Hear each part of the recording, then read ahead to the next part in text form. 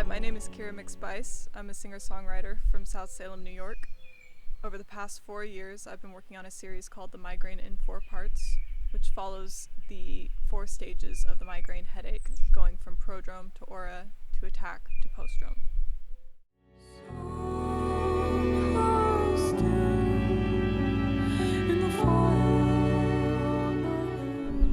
I wanted to put my favorite genres into each phase, and so aura seemed like the perfect phase for the ambient music, and attack of course had to be heavy, and then prodrome and postdrome was kind of like everything else, like a hodgepodge of sort of maybe pop and folk and singer-songwriter music. So I wanted the phase to sound like the symptoms in the migraine. So aura is super spacey and it has like a visual element, so I had videos that went with the songs in aura. For prodrome, for example, there's this feeling of impending doom, and so I wanted this anxiety present throughout prodrome because I wanted the listener to feel like something bad was gonna happen, and that like attack would eventually happen. I wanted to build tension definitely throughout prodrome, ending with the title track being just this big explosion. It took me a while to sort out the track listing to like see how much tension I could build, but kind of similar to postdrome, how I wanted postdrome to be kind of like a way out. I just had to take some time organizing it and messing around with some of the songs.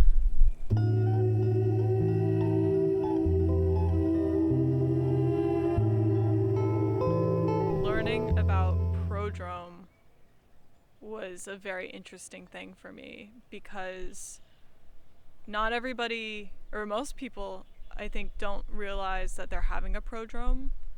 Most people feel the attack, or they experience the aura, the visual disturbances. But the prodrome is this quiet, creeping thing of something, you just feel off.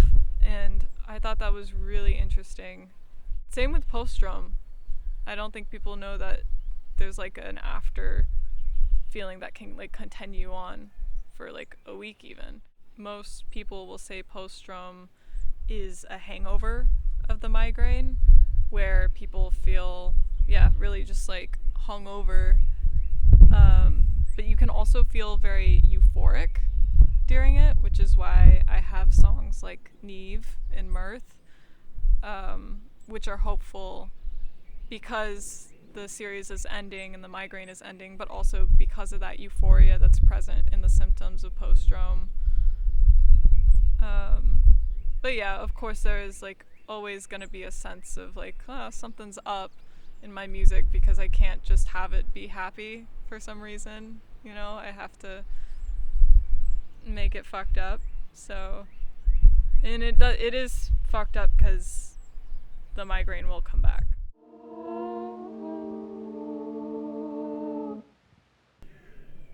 Another big theme in the migraine series is mental illness, and I was diagnosed with bipolar 1 when the migraine series started and when I was writing for it, and so a lot of my frustrations with doctors and the stigma surrounding it kind of found its way into the music and became a big theme. It seemed like it fit well with the migraine because it is cyclical. Like there's mania and depression, and it always comes back in sort of a cycle. And the migraine, of course, has the cycle of, the migraine's gonna happen, it's eventually gonna end, and then you'll have another one someday.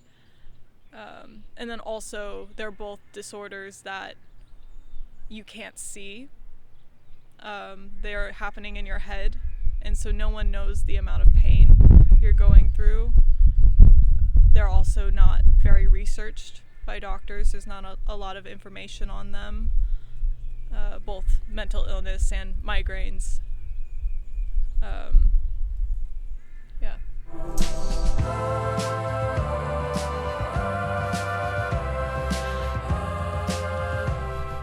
So the prodrome and postdrome cover is based on the Hangman Tarot card, which upright represents surrendering control to cycles and different processes, and just surrendering control in general. When it's reversed, it means the opposite of that. So you don't want to give in to cycles and you're being stubborn. And so prodrome is the reversed Hangman Tarot card of, I started out the series like kind of being too controlling and kind of choking everything and just not really like being able to go with the flow of things and not really being able to surrender myself to the cycle, really fighting my diagnosis and just fighting everything, fighting the cycles and nature. I hate the winter time and it makes me super depressed, and just kind of like fighting that without really thinking about how much it's necessary to have the death in the winter, and it's necessary to feel the depression, so that I know like how great life can feel. And that's why postdrome ends with the hangman in the correct position, because I've learned that at this point it's okay to surrender control and just kind of give in to the cycle, because it will end, like the bad feelings will end and you'll learn more, you'll become wiser if you surrender that control. Aura, the album art for that, was me kind of curled up into a ball, sort of shying away from that. And then Attack is my hands are bound and I'm being like burned, kind of like surrounded by fire. So that's just like, I'm just in it. It's just happening to me. Like the migraine or whatever, like horrible depression or like whatever it is, like it's just happening and there's nothing I can do.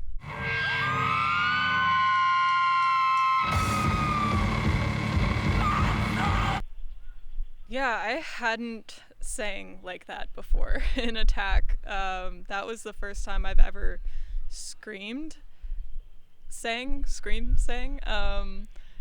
or shrieked. And that was a lot of fun to learn how to do that. It felt super cathartic to be able to just shriek like feedback and be able to scream like a burden is just like so fun to do. But it did take a minute for me to figure out how to do it. I had to watch a lot of YouTube videos about how to scream. I still don't know if I'm doing it right, but I enjoy it.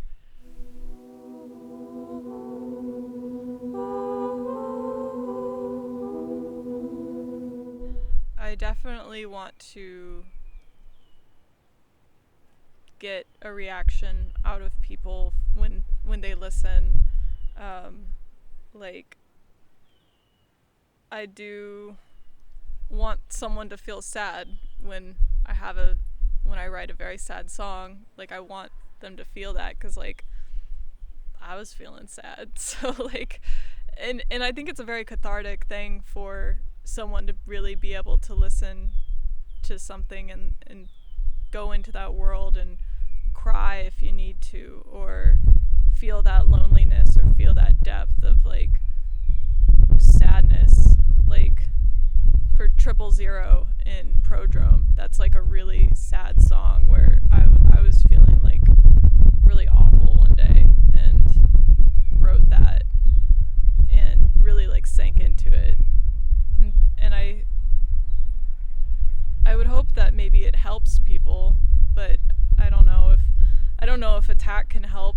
Maybe, I hope it does. Like, I hope it can, like, help kind of get out those, if you're feeling like a burden, it can feel good to hear someone scream, I feel like a burden, you know, like, so I guess my hope is that it helps people feel that catharsis, and that they're able to kind of sit in that world and be like, yeah, I feel this way.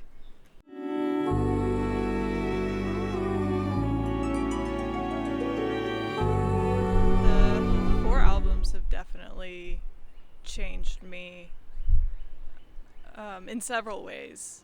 Like, so I was going to Berkeley School of Music for a couple of years and left because it just wasn't for me, and wanted to start writing my own music, and figured that these 4 albums could be my schooling in a way, especially if I made them each very different with very different people every time.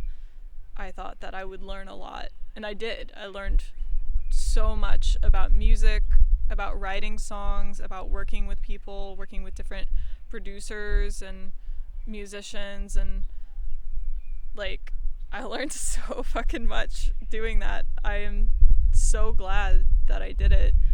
But I also learned a lot about myself and how I write, and how I need music to